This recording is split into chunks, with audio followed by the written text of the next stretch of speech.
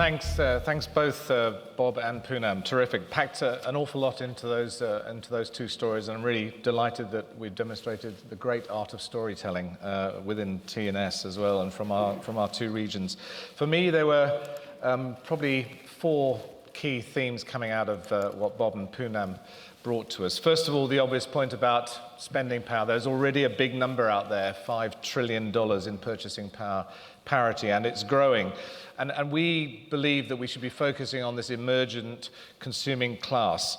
And I suppose to support that, just by way of statistics, between 1995 and 2007, consumers earning less than $2 a day reduced from 73% of the population in rural China to 11%, and from 16% in urban China to 1%.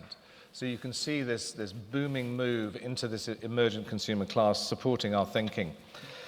The next thought that came out was around innovation and the need to create a lean product offer, and the idea that Bob was promulgating particularly, which was about driving volume driving volume in addition to margin, and really being prepared to sacrifice a little bit of percentage margin, which, as Rory was saying, our financial colleagues love to focus on, in order to actually drive that humongous volume opportunity that's out there.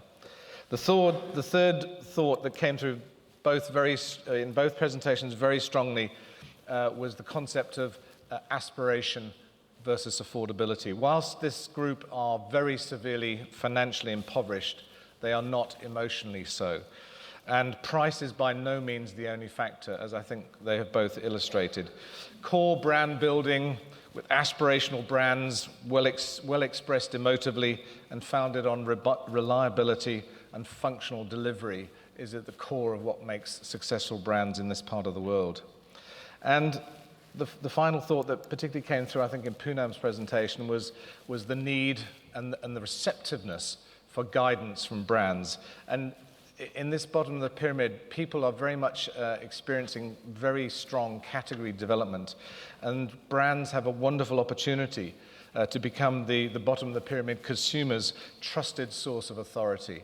And brands must seize that opportunity because it will serve them long into the future. So those are four thoughts that I think I pulled out of there, and I think it really builds on what I think Rory kicked off this morning with, and subsequent speakers have also developed, which is the opportunity we exist in at the moment to actually go back to perhaps what's forgotten, maybe lost, age-old art of brand building. And certainly when people get that art of brand building right for the bottom of the pyramid, the growth opportunity is probably the single biggest one that any company has in front of it today. Thank you very much, both Bob and Poonam, and thank you for listening.